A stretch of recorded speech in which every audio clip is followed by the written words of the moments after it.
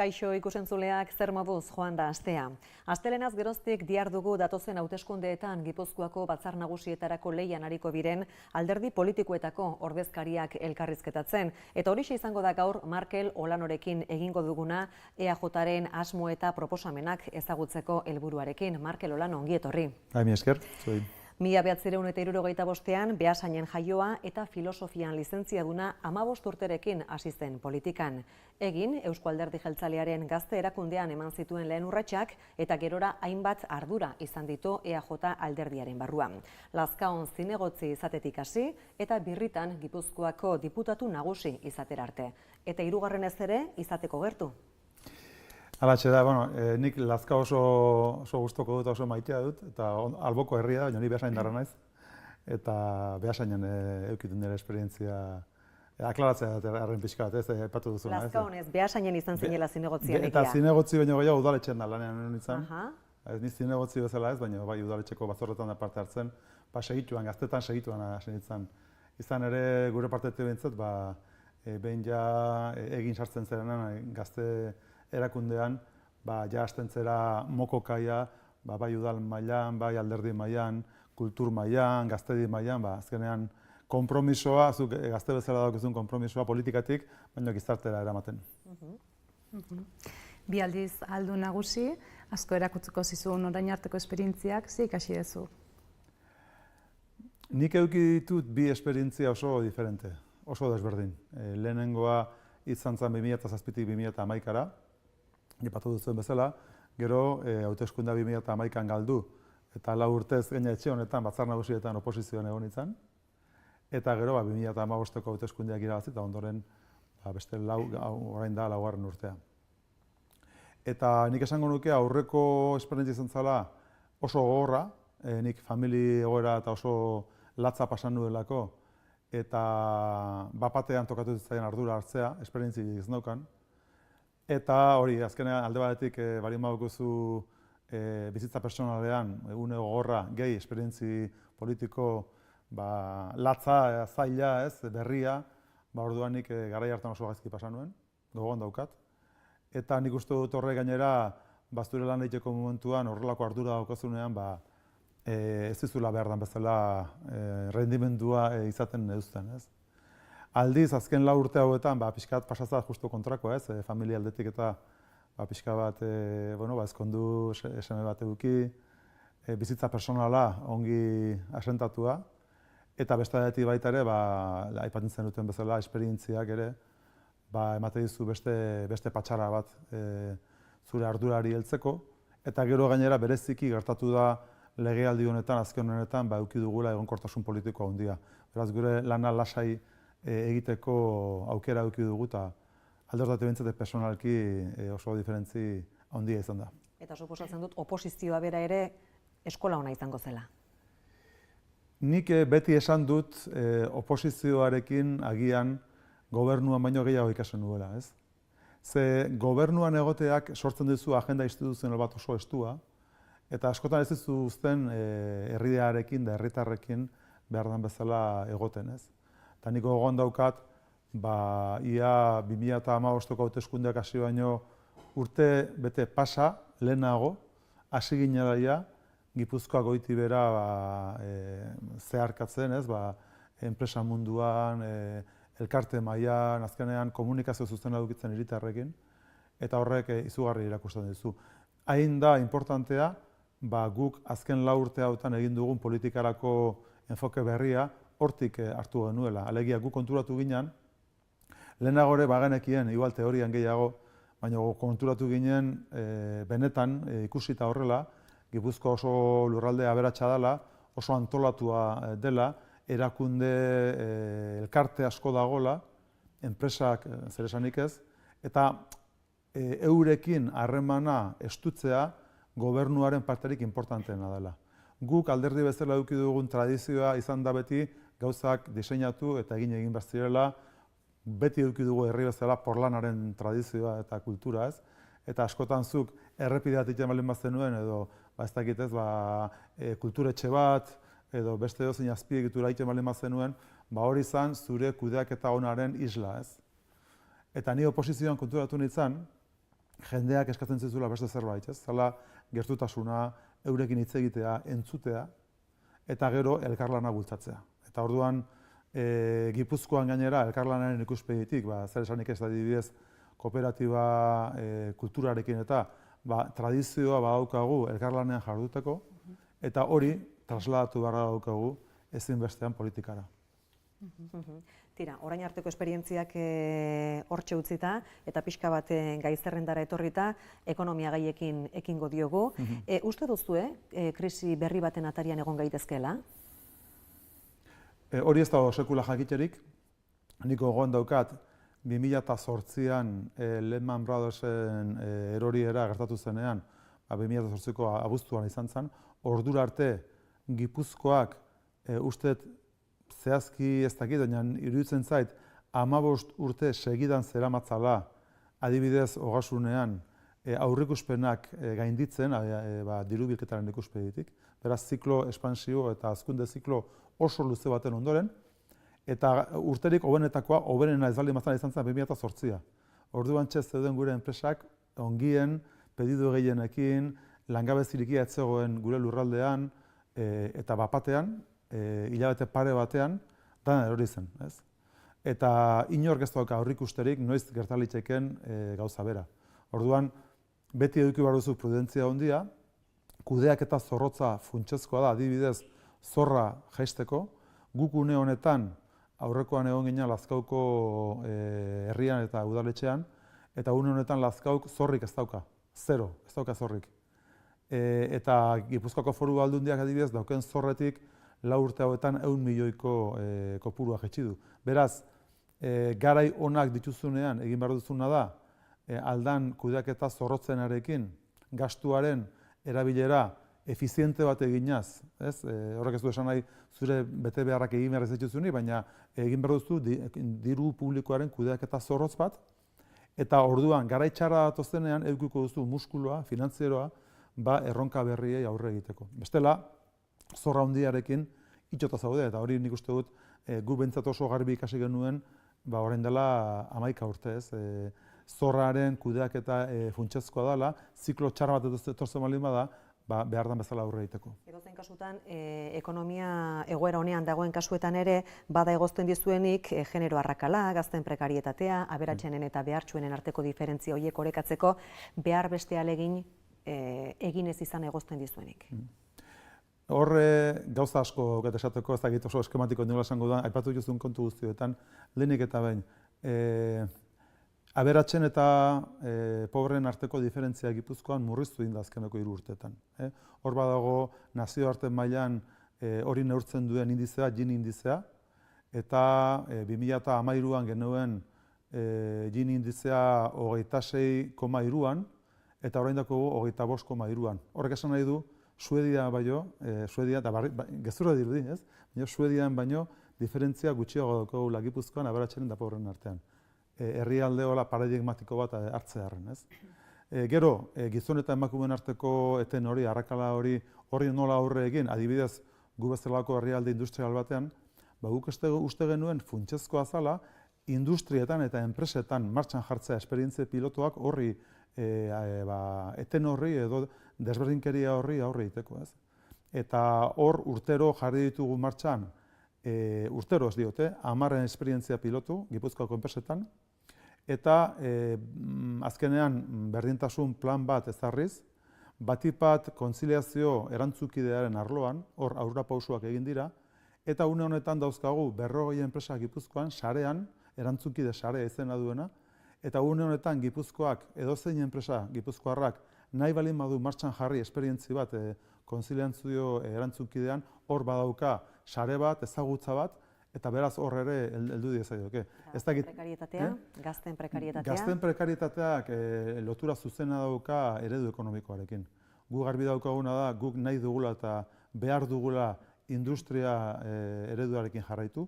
Une honetan sektoreak begiratuta, industria sektoreak eskaintzen dio gazteari alde batetik enplegu duina, enplegu egonkorra eta gainera ordainketan ikuspegi egite eta pixkat beste sektoreekin parekatuz altuagoa, Eta lehenik eta baino inbarra daukaguna da hori, ez?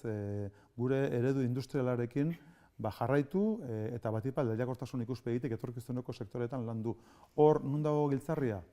Gu une honetan diot, lehiakorra gara. Gure enpresa bataz beste Gipuzkoan lehiakorra da. Zergatik, enpresa txikia eta ertaina izaki ere, mundu guztian dagoelako lehian eta lortu dugulako gure enpresek, euren produktuak, euren zerbitzuak mundu guztian modu lehiakorrean saltzea. Horregatik bizi gara. Gure enpresak mundura begira daude. Baina horrek ez dugu bermatzen, hemendik 10-20 urtera berdin jarraitzea. Eta horregatik egin behar da, apostu oso sakon bat etorkizuneko sektoretan. Nahi balen baduzu sartu gaitezke gehiago sakontzea, ze niretzako oso gai interesgarria da, baina guk 6 estrategia, hori da, labur aipatzearen 6 estrategia nagusi jarri ditugu, 6 referentziazko zentru jarri ditugu, etorkizuneko sektoreetan, enplegu berriak eta kalitatezkoak sortzeko jende gaztearentzat.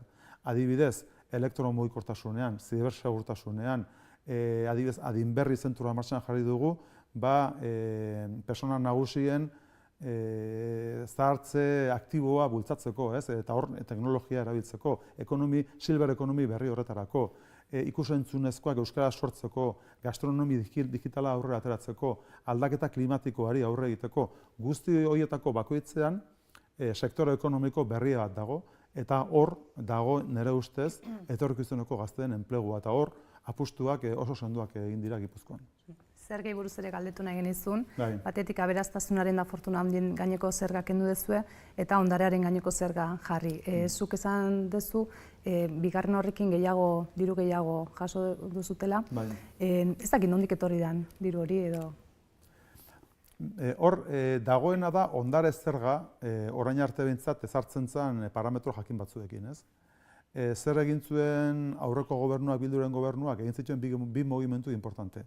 Lehenik eta behin, ondare horretan tipoa ez zuen oso altua jarri. Alegia, tipoa altua jartzen balen baduzu, diru bilketa handiagoa da. Orduan, tipoa ez zuen oso altua jarri.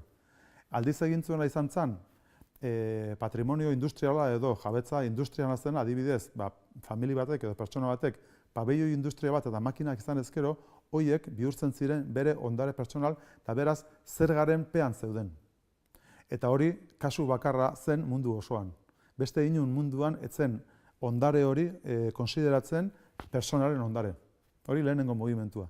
Eta bigarrena izan zen hor dago ezkutu fiskal bat, ezkutu horrekin tope bat ezartzen zaio persona batek ordaindu behar duenari. Non dago arazoa? Kasu askotan, urtean jasotzen zuten dirua soldata baino, gehiago ordaindu behar zeuketela soldatan. O soldata markatu zergan. Gertatzen zitekeen paradoja hori. Ondare bat eduki industriala, pabelloiekin eta makinariakin, eta jasotzen zuen dirua edo gehiago erabili behar izatea zerga hori ordaintzeko. Hori guretzako aktibitate ekonomikoarentzako izugarrizko kaltea izan zen. Guk mugimenduak bi horiek aldatu egin genituen eta egin genuen homologatu zerga hori Bizkaiarekin, Arabarekin eta gure inguruarekin. Eta egin genuen tipoa igo. Eta zer gertatu zen? Orduan, horren emaitza izan zen, Bilduren garaian 59 milioi kobratzen bali ziren zerga horrekin, gu iritsi ginen 74 milioi kobratzera. Horrek esan nahi duena da, zerga izan dela eraginkorragoa, baina ekonomiari kalte egiten zizkioten bi faktore horiek kenduta. Beraz guretzako mugimendu hona izan da. Bide azpiegiturez ere galdetu nahi genizun, deskargako autobide berria azpimarratu duzue. Erabakita dago bidezari bat edukiko dula, argitzeke dagona da, erabiltzaile denek ordainduko duten, justua litzateken hori? Lehenik eta esan behar dago, etxe honetan, batzar nagusietan, egontzela, orain dela 10 urte edo, batzorde bat erabaki zuena, zein izango zen irizpidea, errepide berriak egiteko unean. Eta esaten zen, autopista berri bat egiten den bakoitzean, zergapekoa izango da. Zergatik, ez dalin bada, zergapekoa ez barkatu, bizidesariak ezarriko zaizkio. Zergatik, bestela zergen bidez ordaindu beharko dalako bere mantenua. Eta irizpide hori eta kriterio hori niretzako funtsezkoa da, ze une honetan bi aukera bakarri daude. Ez dalin badituzu bidezariak ezartzen, hiritarren zergekin ordaindu beharko dituzu horrek sortzen dituen kostuak. Orduan, hori irizpide nagusi hori erabiltzen da baita ere deskargarako. Gertatzen dena da, oraindik ere ez dakigula deskargak ze ondorio edukiko dituen Gipuzkoako ibilgailuen fluxuetan.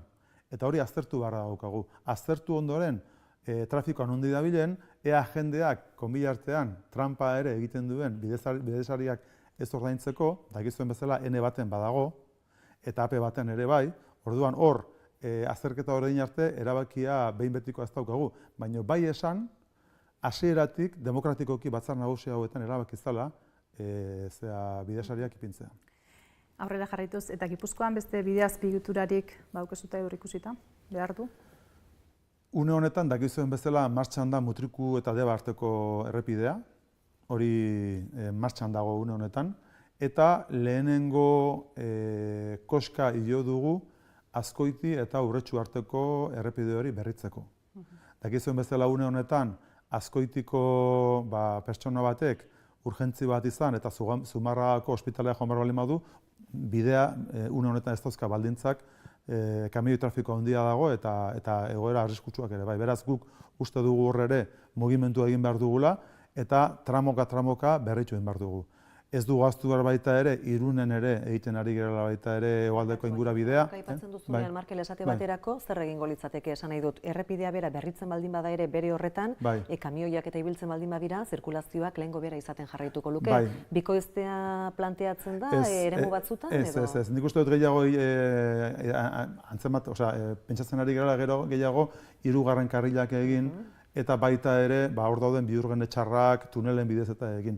Izango da, tramoka egin beharko dugun, puskaka egin beharko dugun azpiegitura bat, Azkoiti eta Urretxu artekoa, kopuru handia daukalako. Bere momentuan zegoen proiektua, zuk esaten duzuen zentzuan, askoz ere anbizotxugoa, baina azken honetan bide azpiegituren departamentua egiten ari den proiektuak askoz ere austeroagoa dira. Mutrikukoa bera ere horren adibidea da. Bere momentuan bazegoen proiektu bat kopuru izugarria zaukana, eta guk egin duguna da hobetu, baina efizientziaz, askotan baliabide publikoen erabilera neurtu egin behar da, azpiegitura bat eguneko egunean eta perfektua egin beharrean eraginkorra izateko, baina erabilera egoki batekin. Turismoarekin jarraituz, zer egin daiteke masifikazioak murrizteko? Garbi dago, eta une honetan Foru Aldundia hortan dago buru belarri, estrategia bat dauka. Une honetan, bai Donostian eta bai kostaldean egon liteken masifikazioa ekiditeko, estrategia da lurraldeko gainontzeko bailaretara hedatzea turismo hori. Eta horretarako nik zoriondu beharra dauzkat baita ere, bailarak hain zuzen ere, orain dela gutxi, Europar Batzordearen sari bat egontzan bide Ignazianoaren ideia eta proposamen horrekin, okerretzalen dago Debagoiena eta Urolako bailarek aurrera atera duten proiektu bada, eta eduki du Europako eszelentziazko turismoaren errekonozimentu goren bat. Beraz, nik uste dut, barnekaldeko bailarak eta euren garapen agentziak lan ederra egiten ari direla, ona egiten ari direla, eta Foru Aldundi bezala guk babestu beharra daukagu lan hori, eta indartu beharra daukagu, izan ere, guretzako behintzat turismoa distribuitu behar da lurralde osoan. Eta bestela, arriskua daude masifikazioa eta beste ondoriok kontutan eukita. Hondakinen kudeaketari daukionez, esan dezue arazoa konpondu dela, erraustegia laster egongo da martxan, baina ahots kritikoak ere hor daude, bide beste alternatiba batzuk eskatzen. Gatazka konponduko da erraustegia martxan jarrita? Gatazkak berez beti daude. Nik uste dut azpiegituren eta estrategien kontra dauden pertsonak egon badaudela, Gipuzkoan arlo honetan badaude, eta nik errespetua handia dietu horiei. Bakarrik gertatzen dena da, gehiengoak erabakitzen duena egin behar dela. Eta guk, orain dela 4 urte, programa argi bat utzi genuen mahai gainean hauteskunde kanpainari begira eta jendea babesa eman zigun. Une honetan batzar nagusiek gehiengo osoz ematen diote babesa gure planteamenduari. Gertatzen dela da, azpiegitura berri horiekin Gipuzkoan egoera aldatu egingo dela. Adibidez, bilketa selektiboaren ikuspegitik eta birziklariaren ikuspegitik jauzi kualitatibo oso importante bat emango da. Une honetan, gutxi gara bera 50%ean gaude, eta zubietan dagoeneko ja froga fasean dagoen tratamentu mekaniko-biologiko azpiegitura berri horrekin 60% joko gara. Europan herrialde aurreratuenek daukaten birziklai tasara. Horrek esan nahi duena azkenean da, herri bezala eta lurralde bezala aurrerapauso handia ematen ari garela. Eta errauste planta da, eta diseinatuta dago, ziklo guzti hori ixteko. Eta horren alternatiba zabortegia da. Ez dago, besterik, mundu guztian bi esperientzia daude. Zu daukazu errauste planta bat zikloa ixteko energia sortuz, ala bestela daukazu zabortegi bat. Eta une honetan, Europar Batzordea esaten ari dena da, zabortegi guztiak itxi egin behar direla. Eta guk Gipuzkoan itxi ditugu, zer gertatu da, ez geneukan Sobietakoa eginda zabortegi guztiak itxita, ari ginen zaborra, hondakinak ari ginen, kanpora ateratzen horre daukan ingurumen eta ekonomikoki dauzkan kostoekin. Pentsiodunen eskaerei dagokienean, naiz eta Espainiako gobernuaren eskuduntza den, nola eragin helburu hori lortzeko, pentsiodunen eskakizunekin bat egiteko aldunditik? Bai, dakizuen bezala, pentsiodunek haserre izugarri hartu zuten, Rajoyren gobernuak erabakizuenean euren pentsioak KPI-ren igoerarekin ez lotzea eta hortik bera jotzea. Orduan izan zen eurentzako euren baliabideen jaitsiera bat nabarmena. Zer egin liteken? Garai hartan, Rajoyren azkeneko hilabeteetan aurrekontuen negoziaketan gure alderdiak, Eusko Alderdi Jeltzaleak lortu zuen, beste inor lortu ez zuena. Eta da, pentsioen igoera KPI-ekin lotzea eta alargun pentsiodunen baldintza baita ere hobetzea. Beraz, nire ustez behintzet zer egin liteken, lehentasun bezala ezarri hori eta negoziaketetan tokatzen den momentuan maigaineratu eta aldan neurrian hobekuntzak lortu.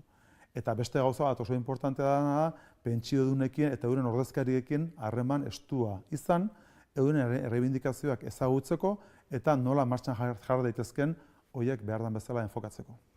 Gizartearen zahartzea arazo bihurtzen ari da, zein da zuen proposamena jaiotze tasak igotzeko eta familiei laguntzeko? Guk gizarte zahartzearen arlo horretan eskuduntza batipat dakizuen bezala da persona nagusien zaintza.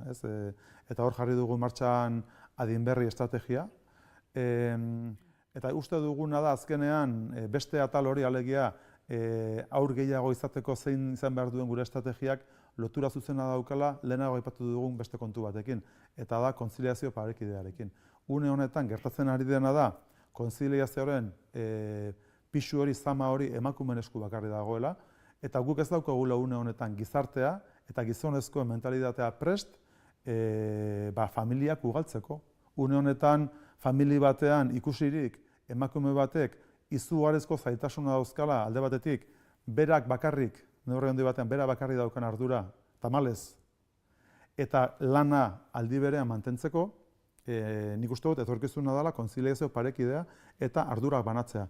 Ardura banatzen diren neurrian eta administrazio publikoak diru laguntzak ematen dituen neurrian eta erraztasunak ematen dituen neurrian haurtzaindegien eskutik eta aurroiek behar den bezala hazteko eta ekonomikoki baita ere eramangarria izan dadin, orduan hasiko gara Europako herrialde aurreratu guztietan bezala natalitate tasak pixkanaka igotzen. Erraztasun gehiago aurre ikusten duzue?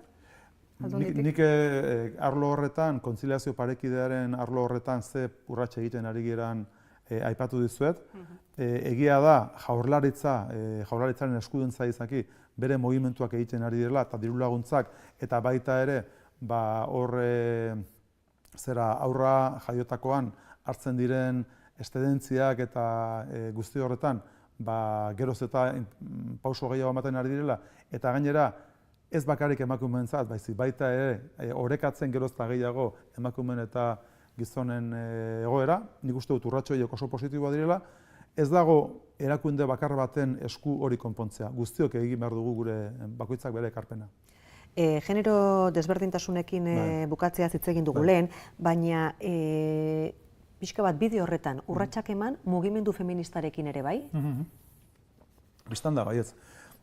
Nik esango nuke mugimendu feministarekin eta emakume guztiekin, emakume antolatu guztiekin. Adibidez, gu dauzkagu emakumeak antolatuak, enpresa munduan, enpresari emakumeak, azkenean lehenago aipatu dugu, igual antenan sartu horretik, orain Granadan bizitzan duguna, kirol munduan, guk daukagu une honetan gizartea irakiten emakumeen eta gizonezkoen arteko berdintasunaren errealitate hori gauzatu dadin, eta nik uste dut horri bidea eman behar zaiola, eta orain arte horri heldu dion ia mugimendu bakarra izan da mugimendu feminista.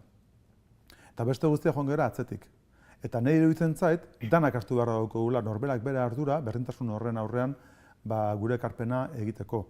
Iruditzen zait, gainera, daudela errealitate batzuk, kulturarekin zerikusi daukatenak, eta daudela errealitate batzuk guztiz lazgarria direnak adibidez emakumeen kontrako bortizkeria.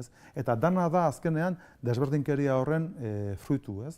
Eta adibidez Gipuzkoan aurre plan bat martxan jarri dugu aitzindaria dena justu emakumeen bortizkeriari, emakumeen kontrako bortizkeriari aurre egiteko, eta hor prebentzio lana importantea da, eta oinarrian behar duguna da kultura aldaketa sakon bat gure gizartean. Egia da hitz politia dauzkagula askok, baina gero realitatean oraindik ere desberdinkeriak handia daude. Eta pixka bat hauteskundeetara itzulita, zuek esan duzue bi ereduren artean aukeratu beharko dutela Gipuzkoarrek, eta zuen eredua adostasuneko etorkizunaren eredu modura definitu duzue. Bai, nik elkarrizketa hasieran esan dizuet, zein izan da gure gobernantzako aldaketa.